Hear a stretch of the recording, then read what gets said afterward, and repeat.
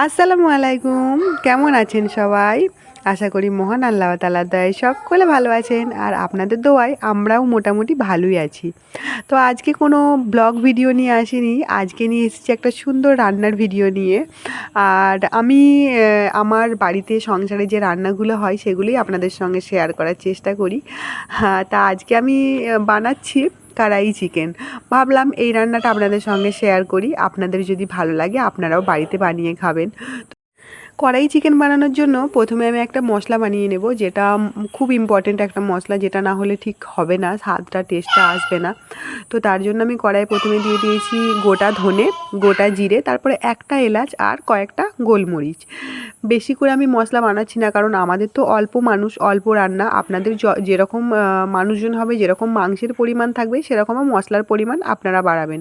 তো আমি এখানে 400 গ্রাম মতো মাংস রান্না করব, তো সেই জন্যই মশলাটা নিয়েছি। তো হয়ে গেল আমার এই মশলাটা ভাজা। এবারে না আমি একটু কাস্তুরি মেথি, যেটা একটুখানি গরম করে নেব, ভাজবো না। তো ওগুলো তো পাতলা পাতলা থাকে পাতার মতো, ওগুলো একটুখানি গরম করলেই হয়ে যায়। তো অল্প একটু কাস্তুরি মেথি আমি গরম করে নেব।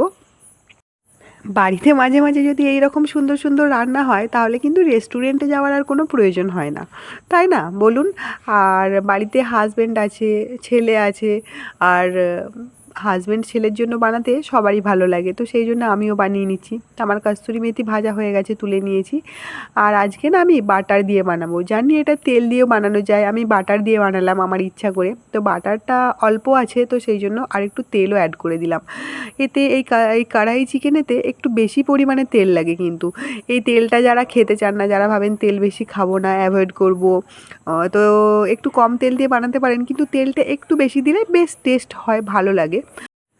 তো বাটার আর তেল দুটোই কড়াইয়ে দেওয়া হয়ে গেছে, তো তারপর আমি চিকেনটা দিয়ে দিলাম। এখানে 400 গ্রাম মতন চিকেন আছে, আমি আপনাদেরকে প্রথমেই বলেছি। তো চিকেনটাকে না একটু ভেজে নেব এই তেল আর বাটারের মধ্যে। আর আমি বাটার দিয়ে বানালাম, জানি এটা কেউ বাটার দিয়ে বানায় না, বাটার চিকেন নয় এটা, এটা কড়াই চিকেন, কিন্তু আমি বাটারটা দিলাম, আমার ইচ্ছা করলো যে আমি একটু এক্সপেরিমেন্ট করে দেখতে চাইলাম যে টেস্টটা কেমন হয়, টেস্টটা একটু ভালো হয় বা টেস্টটা কেমন লাগে। আপনারা চাইলে বানাবেন, খেতে ভালো হয়েছিল, সুন্দর হয়েছিল, বিশ্বাস করুন, কোনো অসুবিধা হয়নি। তো ভালো করে ভাজা হয়ে গেছে। এরপরে আমি দিয়ে দেবো টমেটো, আর টমেটো দেবো আমি এখানে 3টে টমেটো দিয়েছি। তো আমার এখানে 400 গ্রাম টমেটো চিকেনে আমি 3টে টমেটো দিয়েছি। আপনারা যেরকম চিকেন সেরকম অনুসারে টমেটো দেবেন, কারণ এখানে টমেটোটা একটু বেশি পরিমাণে দিতে হয়, বেশি মশলা তো অ্যাড হয় না এখানে। এই টমেটোটা যে গ্রেভিটা হয় সেটার মধ্যেই গ্রেভিটা হয়। তো তারপর একটু লবণ দিয়ে দিচ্ছি। এবার এই মাংসটা থেকে না পানি বেরিয়ে আসবে। আমি এই মাংসের মধ্যে কোনো রকমের কোনো পানি অ্যাড করব না, শুধুই এইভাবে নাড়িয়ে নাড়িয়ে পানি মাংস থেকে বেরিয়ে আসবে, সেই পানি দিয়েই রান্না হবে। তো দারুণ টেস্টি হয়, আপনারা বানাবেন, বারবার রিকোয়েস্ট করছি আপনাদেরকে। তো তারপরে একটু আমি হলুদও দিয়ে দিয়েছি, সেটা বক বক করার জন্য বলার সুযোগ হয়নি, আপনারা নিশ্চয়ই দেখে নিয়েছেন। এবার আমি ভালো করে সুন্দর করে ভেজে নেব, আর তারপরে একটু আদা রসুনও দিয়ে দিলাম। এই ভাজতে ভাজতে না আদা রসুনের গন্ধটাও চলে যাবে। তো বেশিক্ষণ আর আদা রসুনের গন্ধটা যাওয়ানোর জন্য কোনো কিছু করতে হবে না, ভাজার সঙ্গে এই টমেটোগুলো গলে যাবে আর আদা রসুনের গন্ধটাও চলে যাবে।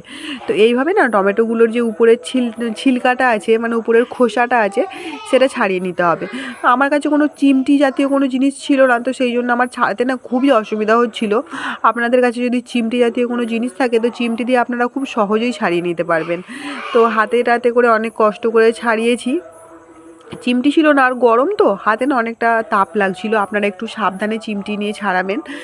আর দেখুন টমেটোগুলো প্রায় গলে গেছে, তারপরে একটু কাঁচা লঙ্কাও অ্যাড করেছি, সেটা আমি দেখাতে ভুলে গেছি। আসলে রান্নার সময় ছেলে ডিস্টার্ব করছে এইদিকে, আর এইদিকে ছেলের ডিস্টার্বেতে মাথাটা একটু গরমই হয়ে যায়, তারপরে কিছু কিছু জিনিস ভুলেও যাই। তো যাদের বাড়িতে বাচ্চা আছে, আমার ছেলের মতো দুষ্টু বাচ্চা আছে, তারা বুঝতে পারবেন, বাচ্চা তো সব বাচ্চাই দুষ্টু হয় না, আর সব বাচ্চাই শান্ত হয় না। তো এইবার আমি না এই মশলাটা বানিয়েছিলাম, যে মশলাটা ওটা গুঁড়ো করে রেখেছিলাম, তো ওই গুঁড়ো মশলাটা অ্যাড করে দিলাম। আমার অল্প চিকেন, তো আমি ওই জন্য একটা মিডিয়াম সাইজের চামচের একটা, মানে ওই যেগুলো ছোটো মতো হয় না চামচ, তো সেই চামচের মতো, একদম ছোট নয় একদম বড় নয়, মিডিয়াম সাইজের চামচের 1 চামচ দিয়েছি। তো তারপরে একটু বেশি করে ভালো করে ভেজে নিয়েছি, তারপরে দিয়ে দিলাম ধনে পাতা। হা হা, এই ধনে পাতার গন্ধটা যা লাগছিল না যখন বানাচ্ছিলাম, খুব সুন্দর লাগছিল গন্ধটা। তো তারপরে একটু ফেটিয়ে রাখা দই দিয়ে দিলাম। এই দইটা অবশ্যই দেবেন, কারণ এতে কোনো রকমের কোনো পেঁয়াজ বা বেশি রকমের কোনো মশলা দেওয়া থাকে না, তো তার জন্য গ্রেভিটা হবে না। এই দইটা দেওয়ার জন্য বা এই টমেটোটা দেওয়ার জন্য একটু গ্রেভি হবে। তো খাওয়ার জন্য তো শুকনো খাওয়া যাবে না, একটু গ্রেভি তো চিকেনের গায়ে লেগে থাকতে হবে না, তো যেটা নিয়ে খাওয়া হবে আর কি। তো দেখুন আমার সুন্দর করে বানানো হয়ে গেছে, আর দেখতে কি সুন্দর হয়েছে না বলুন। দেখতে দারুণ হয়েছিল, খেতেও দারুণ হয়েছিল। আপনারা বাড়িতেই এইভাবে বানিয়ে খেতে পারেন। রেস্টুরেন্টে যেয়ে অনেক অনেক টাকা দিয়ে খাওয়ার কোনো প্রয়োজন নেই, অল্প টাকার মধ্যেই খুব সুন্দর রান্না হয়ে যাবে। আর আমি এবার আপনাদেরকে সার্ভ করে দেখাই, মানে এত সুন্দর ছোট্ট মতো কড়াইয়ে আমি সার্ভ করছি, সাজাচ্ছি, গার্নিশ করছি। তো এটা এত সুন্দর লাগছিল, আর গন্ধও খুব সুন্দর বেরোচ্ছিল। আর শুধু তো এই কড়াই চিকেন খাওয়া হবে না, তার জন্য কয়েকটা আমি নান বানিয়ে নিয়েছিলাম। তো এত সুন্দর হয়েছিল, বাটার নানটা খুব সুন্দর খেতে হয়েছিল। আর এই বাটার নানের রেসিপি আমার চ্যানেলে দেওয়া থাকবে, আপনারা চাইলে দেখতে পারেন।